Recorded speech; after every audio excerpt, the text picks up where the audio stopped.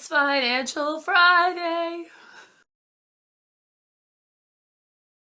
Okay, it's not as bad as it sounds, but it's still pretty bad. I started getting sick last Friday, and I had a sinus infection, and I spent the whole weekend unable to sleep for more than like an hour at a time because I was like drowning in my own mucus, and that was fun. So I went to the doctor on Monday, and they gave me antibiotics, and so it's almost cleared through here, but it like moved to my chest, and so I was still hacking up a lung every 5 minutes. But we're gonna try to keep it together because it's Financial Friday. I promise. It's promise. It's promise. All right. I even printed off stuff to help me answer people's questions. Yeah. Alrighty. First question is from Garden Girl, and with the examples. And she says, how exactly do you keep track of your sinking funds? I need details. Alright, I do this there's a two-tier system. First off, I keep sinking funds in my online budget. And that tells me how much, this is January's budget, that tells me how much is going towards them from my monthly income. So, right here, all these in the light gray are sinking funds. There are 11 of them. Wait, no, I'm sorry, not all the ones in gray. Sinking funds start here. They're different colors, but I'm not about to print color ink because, frugal. So, there are 1, 2, 3. There are 8 of them. And I have $25 going to this one, 15 to this, 4 to this, 5 to this, 5 to this, 10 to this, 23 to this, and 20 to this one. Now that tells me how much money each month I'm going to put into these sinking funds. The other way I track them is you don't just want to put money in sinking funds willy-nilly. That kind of goes against the point because it's supposed to be a divided amount going towards a specific number goal. So if Christmas is a year from now, you need to know how much you're spending for Christmas, divide that by 12, and that's how much you're spending each month. So, second way, I do this. Hang on. Internet security. Internet security. Alright, here we go.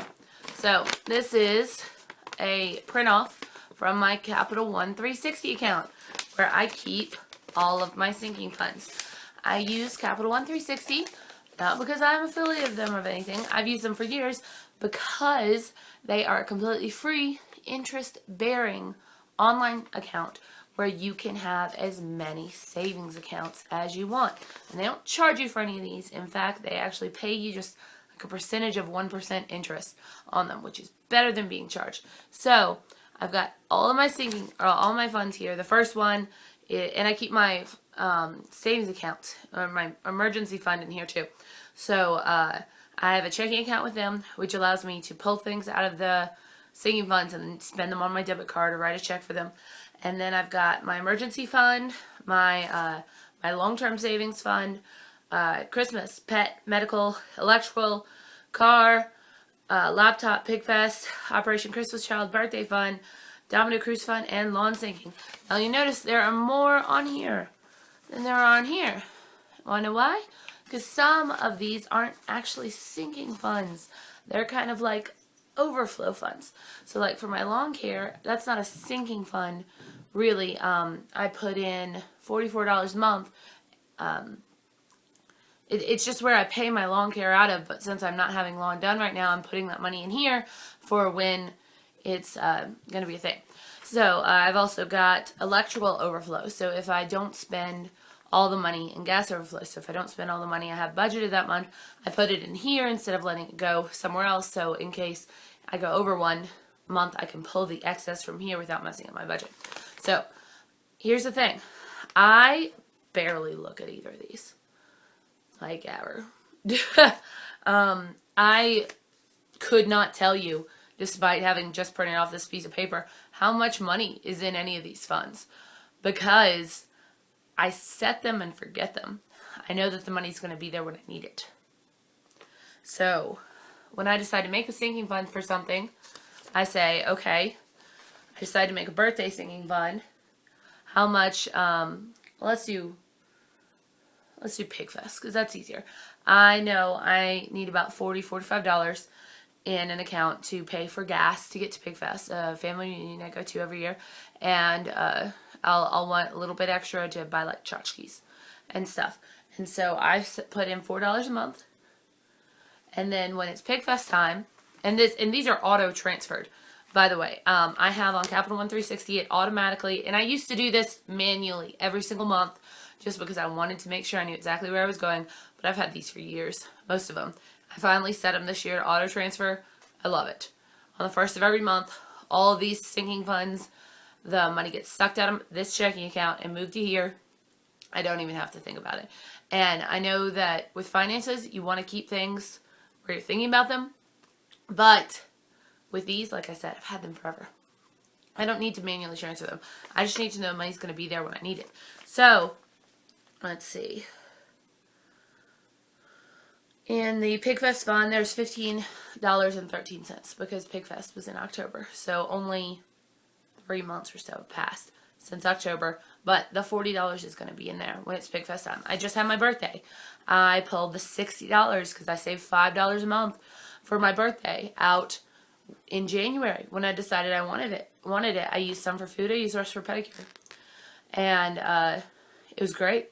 I absolutely loved it. No, actually, I didn't. I put some in a vacation fund. I used some of birthday money that someone sent me for a pedicure. Sorry, I misspoke. Yeah, it's laptop fund. There's I put money in here, and I know when I need a new laptop again, there's going to be enough money in there for it. Same thing with car repairs. Same thing with Rory's sinking fund. And I'll talk more about this with another question. It's set up to make your life easier. And you can use apps like mint.com or something like that to keep track of your goals. This is the way that works for me. It's in my budget, so I know that the money's going to go in every single month because I'm budgeting for it.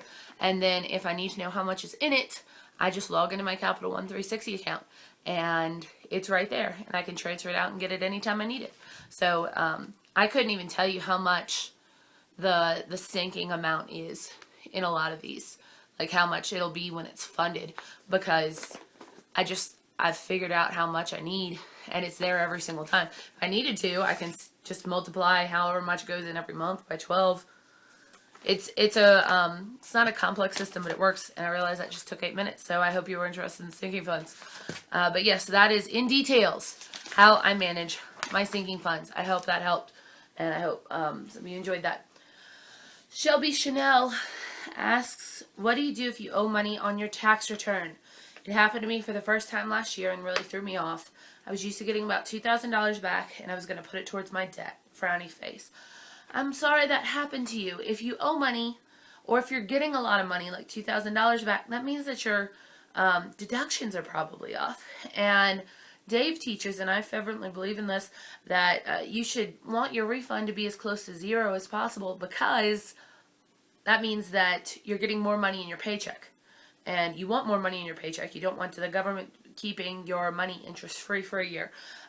If you owe money in your tax return, you're going to have to hustle and have the money to pay it. I don't know how much you owe, but if you do not have enough in your savings account, then I'd pick up some work fast or rearrange your budget fast so you could pull that money together to pay it and then change your deductions so this doesn't happen again to you. Good luck. Nancy Vargas asks, do you have an extra sinking fund for big veterinary expenses? For example, the vet recommends that my big dog have his teeth cleaned every year, approximately $300 for dental procedure and anesthesia, also yearly blood work, etc. I'm a single girl and I have a big dog. I used to put all the veterinary expenses on a credit card and not even think about it. Now my dog has her own envelope budget. Excellent. Yes, that's exactly what you should do. Rory has two budgets. Well, Rory has a budget and a sinking fund. Every month, she gets $10, which I spend on either food or bones or little toys, whatever she needs. It's usually about every other month I have to buy her food, and the other month I buy her treats or toys or something like that. And then she also has a sinking fund for her yearly medical expenses. And I've got to check, because like I said, it's a set it and forget it thing. That's only $10 a month too. So, and this was calculated off of how much it could. I understand with the anesthesia and the teeth cleaning, $300 is quite a bit more. So it's probably going to have to about triple this. But it cost Rory about $120. Right there every single year to get her heartworm medication, which I buy generic. It's called New Heart online, and which is veterinary approved, and get her yearly shots and checkups. So my dog is a little bit cheaper than yours.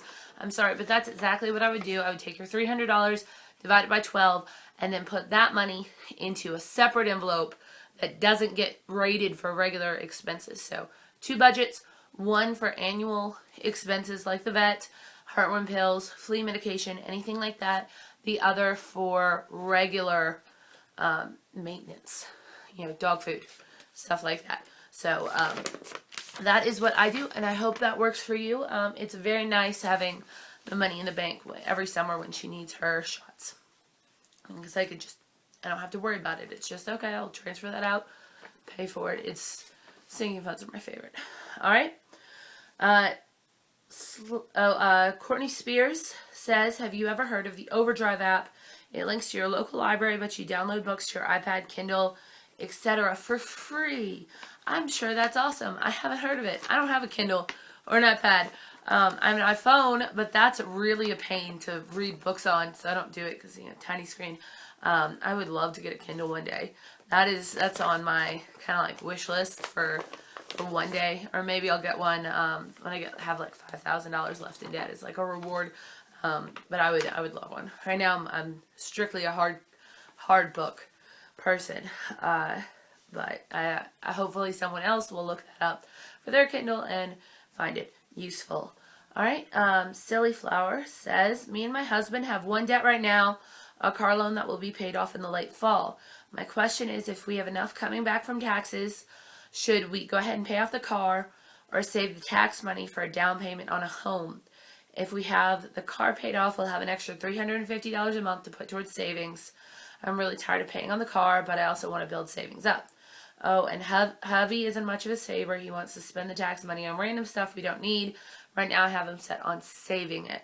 Okay, I'm going to recommend baby steps to you on this because that's the plan I follow. That's the plan I teach. Your car is going to be a smaller expense than your home. So go ahead, get rid of that car payment. Get rid of that interest that's bearing up. Get out of debt. And then it will be so much easier to save for a home and do it the right way. So, and don't spend the money on random stuff. It sounds like you've got the right idea. You just need to have kind of a written plan. So look at the baby steps. I think that'll probably make sense to you. All right. Bay32B says, hi BG, we've been facing some ongoing medical issues with our cat. He's part of our family and I couldn't imagine life without him. His medical bills are enormous. He's an adult and not near the end of his lifespan. His medical bills are insanely high and there seems to be no end in the near future. What would you do if this situation happened to Rory? Would you take on debt for her? I appreciate any thoughts. This is a horrible situation. I'm so sorry for you. And I've had to think about this a couple of times. Dave took a call probably last year, but I remember because it tore me up. But a family who took on $32,000 worth of debt for their pet. And I hated it, but I agreed with him that it's just not worth it. And Rory is my favorite being in the entire universe. She really is. But if she understood it, I don't think she would want me to be in debt for 6 years to keep her from something that's probably causing her pain. I don't even like that I have this opinion. I hate that I have this opinion, but I couldn't take on a large amount of debt for her. $1,000 or $2, sure. But if she had puppy leukemia or something like that, knock on wood, heaven help, and I'm so sorry you're going through this. If it was an ongoing thing, no end in sight, bills piling up, I think I just have to let her go home. And that really upsets me to think about. But I'm gonna stick by that. So I'm sorry you're going through that. My heart goes through you. Okay. Oh, this is a fun one. Val Mellers says, thanks for the reply. My question is, how much has it helped to your resolve to have other YouTubers like Chris and Jackie posting and following the same plan? Oh my God. I don't know what I would do without these other YouTubers and you guys. Because, as you know, I have no husband hiding in another room. I have no boyfriend. I basically have no friends in Arkansas. There's no one here to be an accountability partner for me. So that's what you guys do. I feel, just because of how supportive you guys are and how many questions you ask me, I feel the need to do better. And I feel the need to do my research and make sure that I'm living the right way, the best way, and telling you guys the right things. And the best part about watching other financial YouTubers is that we're always helping each other. And by that I mean we're always getting ideas from each other. Because nobody's the same. For instance, if you've ever seen Jackie's budget, it's like a Pinterest board to me. Like a beautiful home Pinterest board. You know, like white couches and, you know, just the most gorgeous, immaculate home you've ever seen. One that I would immediately spill grape juice on. So, but my budget works for me, and it's colorful, and it like boxes feed here, and there are notes everywhere. And they just added a notes box to their budget, so they could make little notes. Now, I don't know if they did this because they saw that I'm always making notes on my budget, but I'm absolutely certain that we've all borrowed ideas from each other, if for no other reason, just to try them. For instance, oh, I do know they mentioned this, that they started an overflow fund for their electrical or something. I think I'm getting that right. Because they'd seen that I was doing it and it was working for me. Instead of doing budget building, where the electrical company is certainly getting out ahead on that, I set a average budget for the year and then put away extra and pull out when I need it. So we're all and they've done so many things like that, especially with like food and, you know, where to shop and what to do. I messaged Jackie earlier today because I found a YouTube related tax deduction. My accountant told me that I can deduct my P.O. box, what I spend on that, from my taxes. And so immediately I was like, hey, you know, you can do this. So we want to help each other. And it's just so amazing to do that. And especially since we're all in different situations. Lydia, Sean, the other day, was talking about, being, you know, married versus being single and accountability partners. And she was so sweet to refer people over to me if they were in my situation. And I do the same thing to other channels if I don't have the answers, because I trust all of these people enormously, and I know that they're on the right plan. But sometimes if someone asks me something about kids or marriages, I'm just like, I do not have the life experience to give you any sort of answer that has any knowledgeable backing to this, and I have to kind of refer them to someone else. And so that's amazing. I love the YouTube community. I am so thankful for that. So, yeah, thank you for answering that question. Everybody has been fantastic. Jamie from the Not So Ordinary Life and Christy from the former Mrs. Jones and His and Her Money are amazing. And I mentioned Lydia and Chris and Jackie and Jessica, Ashley, and I don't talk that often, but she's really cool. I love her, and I'd be happy. I have no qualms about sending a question their way or about emailing any of them and being like, hey, I have no idea what to do about this. And I'm sure that they'd answer me pretty much immediately. So, yeah, I love them. Thank you for asking that question, Val. And they motivate me too. I think we're able to motivate each other, because if I see them paying off a lot of debt, I'm like, yes, I want to. Oh, and everyone that's debt free, I just get to watch and be like, my life's going to be like that someday. It's going to be wonderful. And I get to really, instead of just imagining it, I get to see what it's going to be like to be out of debt, and they're living the plan and that it works. So it's really tangible stuff where, if I was just doing it alone and I wasn't on here, it would be very theoretical. Alrighty. Cat Folk says, a friend of mine is going to start the baby steps, but finds herself scared and like it can't be done. She feels like she will have a life.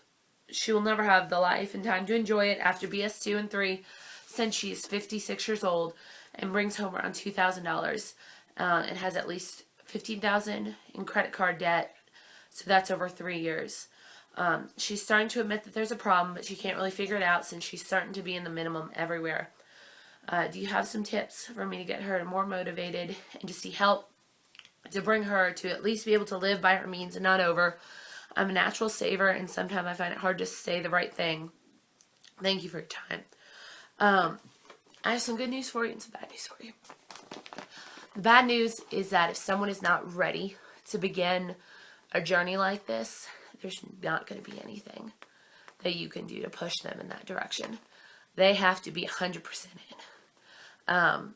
And I speak from experience of someone like barely being like, well, maybe that's interesting, and I'm like, let me do your whole budget for you and change your life and change all your spending, and you can't do this anymore, and you can do this, and it's gonna be great, and you're gonna be out of debt in like this many years, and you can do this, but all you have to do is take this out and this out and this out, and all of a sudden they're like, it has to be their idea. You can serve as an example, and you can send them links and be supportive and encourage them.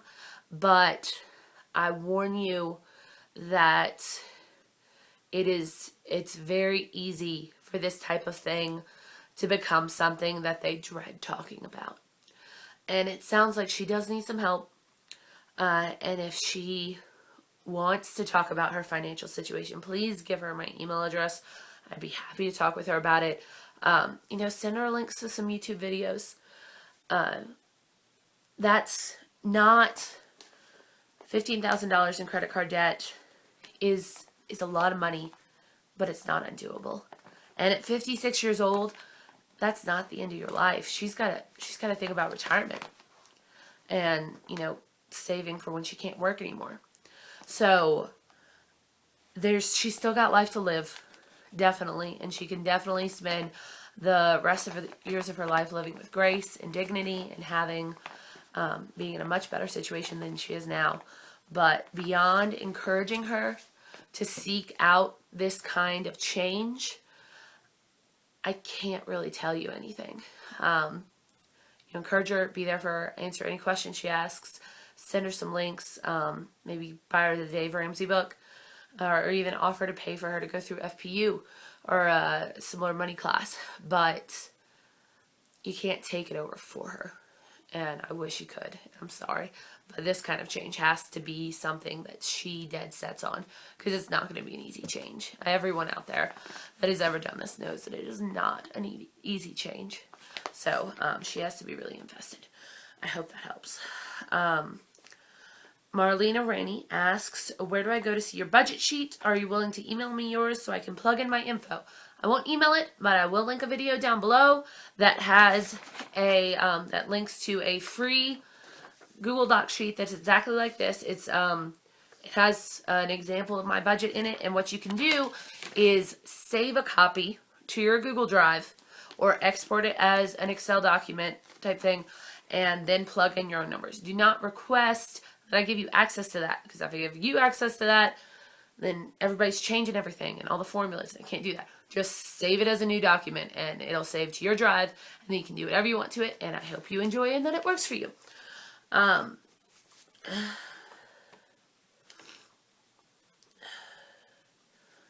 going to do that another one. Murph says, guess you missed my question. I'm sorry, I did. I didn't see this. Where do you purchase your eyeglasses? I got these from Zenni Optical. They have a $7.95 glasses. And they work pretty well, I think. You can try them on online. Not an affiliate or anything. I also have a video that I did about 1,000 years ago on top 10 places to get cheap glasses online, and I've used several of those companies, and I'll link that video down below. Alright, sorry. Age is only a number. I'm starting to get miserable. It says, will you start saving for a house once you have baby step 3 completed? Probably not.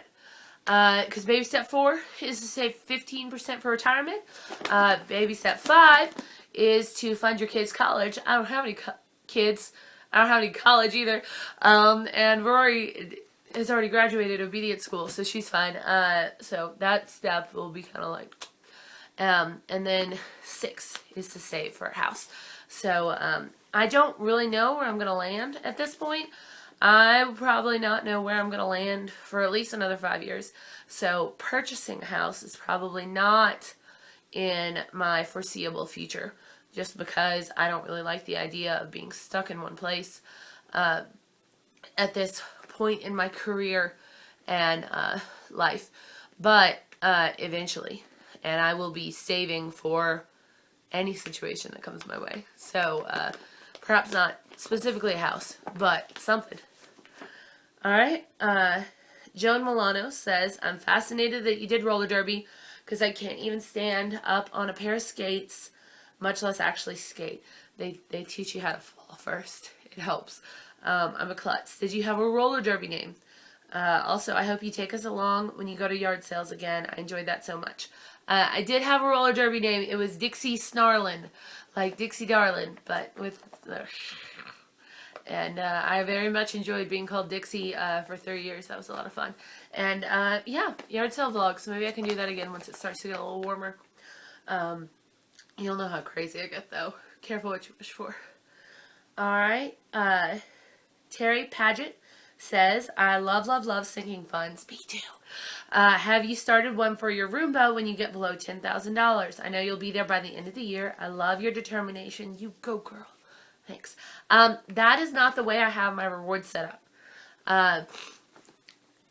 It seems a little, and considering how many sinking funds I have, it seems a little silly that I think this is a little silly.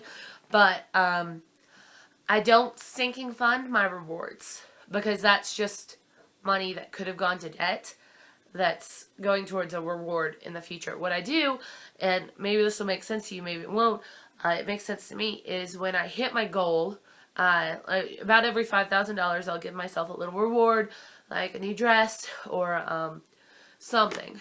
And I said in the beginning when I had $33,000, I hate vacuuming.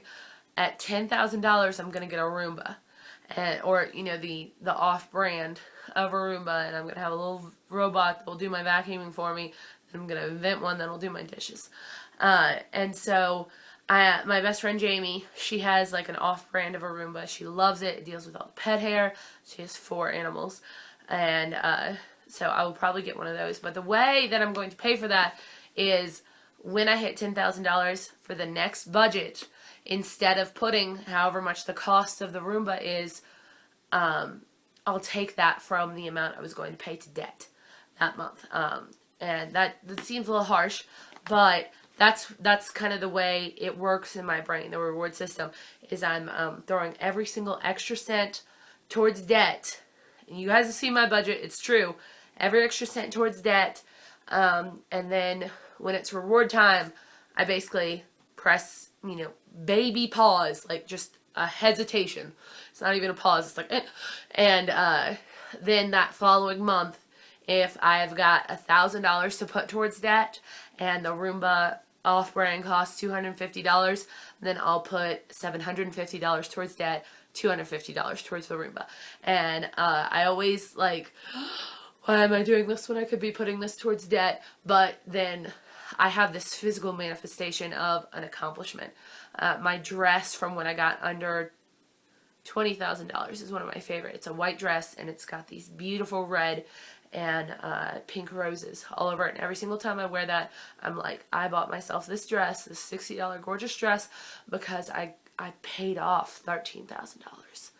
And it's just a really, really awesome way for me to visualize my goals and then to reap the rewards of them beyond just paying off my debt and paying down that number, which is still a little abstract in my head. Alright, last question for today. Maggie Godoy says, Budget Girl, I love you. Love you too. I have a question, but maybe it got lost and you didn't see it. My baby emergency fund is at $3,000. I needed that amount because I'm a worrier, and this number made me feel safer. But now my debt's at $3,000. Also, that's awesome that you only have $3,000 in debt. Go you. My question to you is this. Do I finish paying off all my debts so I'm debt-free? But then my baby emergency fund, which is $3,000, will be gone. Give me your advice, please. You probably think this is a no-brainer, but I still have to ask. Two answers. One is going to depend on your income. Will you be able to earn $1,000 within a month? Because if so, I'd say go ahead and pay it. The more reserved answer is pay $2,000 to your debt of the $3,000 emergency fund. Just keep your panties on for a month, that you'll have a slightly smaller emergency fund. Pay off that $1,000 as soon as you can, and then start building your big emergency fund. So I'd be really tempted, especially since, you know, that next month, I mean, right now you have this, the next paycheck is going to be all yours. So whatever you were putting towards debt at that point is going to build your BS3. But conservative me says $2,000 to debt. Keep your $1,000 baby emergency fund. You're going to be in debt probably one more month. And then you can pay off the $1,000 and start building your big emergency fund. And congratulations on being debt-free. So that is all I have for you guys today. But you definitely answered my call for questions. So yay, I would rather have more questions that I could answer than not enough. And as always, I promise I will get to them. I only got through one page today, but I will get to all of them. I got through 2 pages today. I did good. It's sick. It's getting worse. Alright, I have to go blow my nose real bad. So I'll see you guys later. Links in the thingy. Ask your questions below. I can't hear anything. Bye.